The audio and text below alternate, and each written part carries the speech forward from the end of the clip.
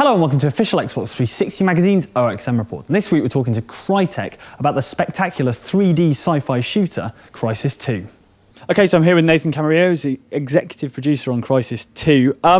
So you guys have managed to shoehorn 3D into this. It's not really a visually simplistic game. What kind of witchcraft are you guys doing? Hey, we have a lot of magic that we do at Crytek with CryEngine 3. I mean, for us, we've been exploring and looking at 3D technology for about 2 years now and really wanted to make it a part of Crysis 2. So it was a fundamental part of our approach in building CryEngine 3, not only to be multi-platform, but be 3D at the same time. And we just found some magic tricks that I can't disclose that allow us to run at 30 frames a second on console running in 3D without any loss of visual fidelity or any meaningful loss of frame rate.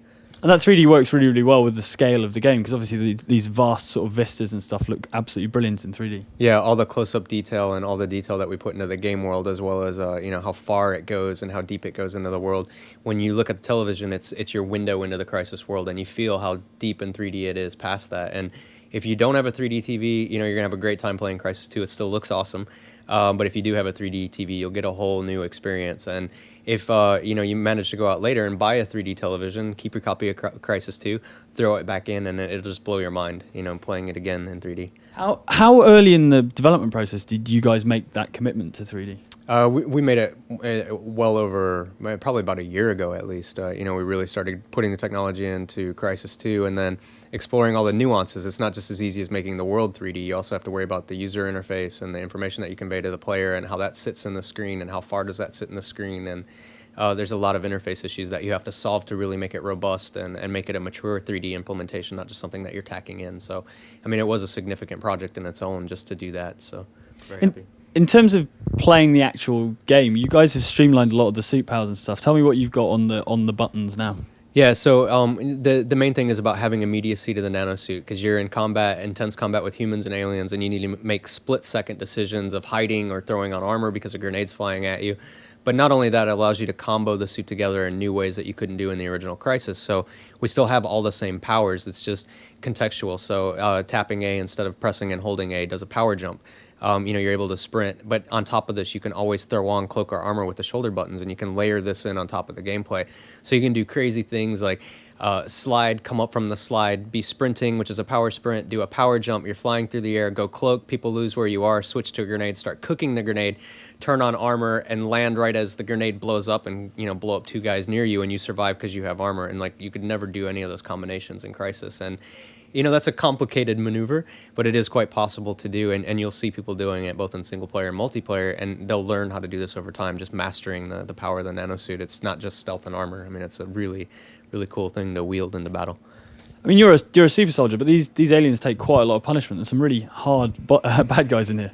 Yeah. They pose significant challenge, not just in the amount of damage that they can take, but also the way that they navigate the environment and challenge the suit gameplay. And they stalk you, they hunt you, depending on your playstyle. If you want to play like a superhero action guy, the ultimate nanosuit super soldier jumping into battle and skirting the edge of death, that's one way you can play, or you can play it's tactical and stealthy.